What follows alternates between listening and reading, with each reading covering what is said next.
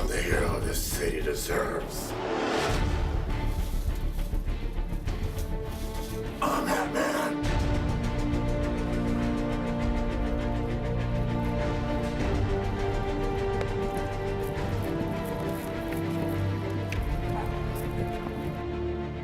Hey, neighbor. Rachel! Rachel! No! No! Kick ass. Kick Kick ass. ass. The premise of this movie is that it's not supposed to be a superhero movie. This is the main problem I have throughout this movie. It establishes itself in the beginning as it's not a superhero movie, and by the end, it is. No, not even by the end. 20 minutes in, it abandons that premise. He gets stabbed, and that stab could kill somebody. And then he gets hit by a car. And then he has superpowers. And then he's like Wolverine. I know somebody who has like that whole adamantium skeleton going on, and he is fucked up as shit. He tries to run, and he's running like 15-minute miles. It's sad. Well, how about the reality of hospital expenses? He almost dies, and what? Oh, my dad's gonna yell at me. About the $50,000 in expenses. I would like to see his dad like go fucking bankrupt and shit, causing his dad to like commit suicide because he's got all these fucking bills to pay off. But the only thing that his dad says is, "Did you get raped?" I hate this whole bullshit. Everybody thinks his character is gay. This is a stupid fucking thing. If a person in my school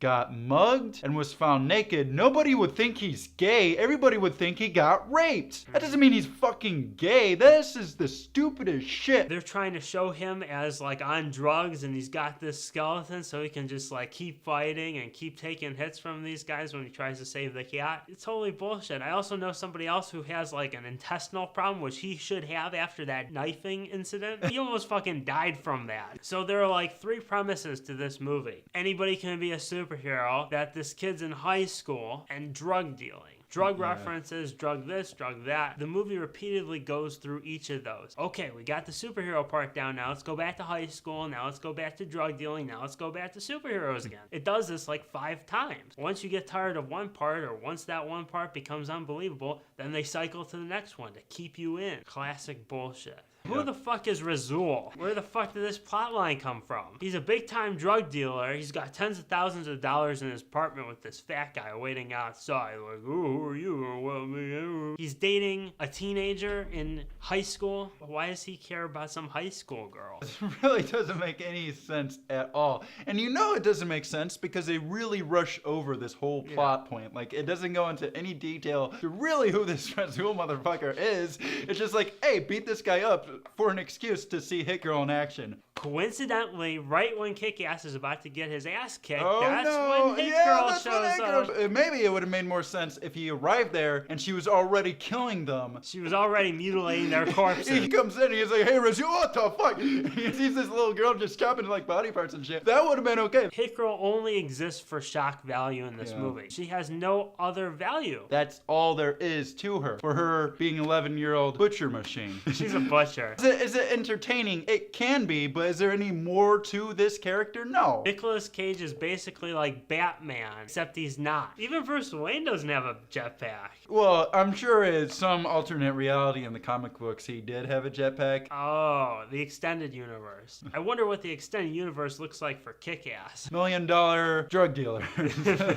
How many drug dealers make tens of thousands of dollars off of their deals, huh? If somebody were to rip you off, they can just buy jetpacks and Gatling guns and shit with it. If I could have a nickel for every time I saw a drug dealer with a jetpack going down the street.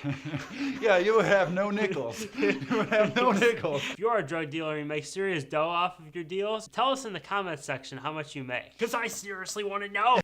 It is interesting how this movie does break the fourth wall in a lot of senses. In that way, I think it's a little better than the average superhero movie for doing that, but it doesn't add up to much. It doesn't go anywhere. He's just telling the audience what's bad about superheroes.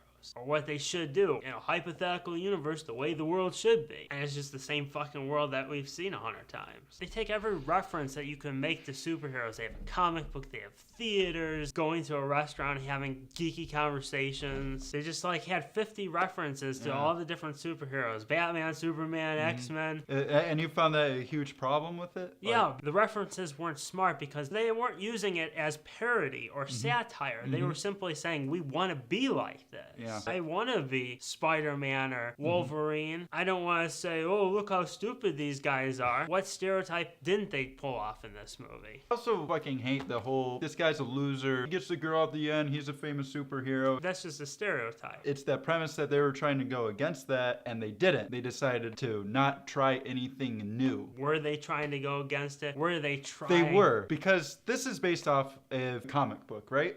Which goes against that. She actually fucking does stuff to him and leaves him, and whatever. Fuck, I haven't read it, just looked it up on the internet. That's what the source material is. So when I say they're trying to be something new, I mean that's basically they're grabbing from the source material, but then they stick with the pattern that's already been established for all the other superhero movies. They don't go fucking anywhere. They basically just use that premise to make a few cheap jokes, and then it continues to be a superhero movie. There's a scene where he says to Red Mist, "You're not what I expected at all." That's how I feel about this fucking movie. Yes, exactly. That's exactly it. That's the exact same fucking. Everybody I talked to about this movie is like, well, it's not what I expected. Every single fucking person was going into this movie having in mind like, oh, the trailers looked like it was gonna be different, and then going, same fucking shit he's been watching for years. It's exactly what it is, and it's bullshit. I gave this movie a D. So did I. D. Like this video if Razul will be back on his feet after a short hospital visit. Dislike this video if you think Razul's gonna be bankrupt by all those hospital bills. Razul. Razul. That's like a name for an Urkai. He should put his face Razul. Oh my god. You get like a white handprint on the dude's fucking face.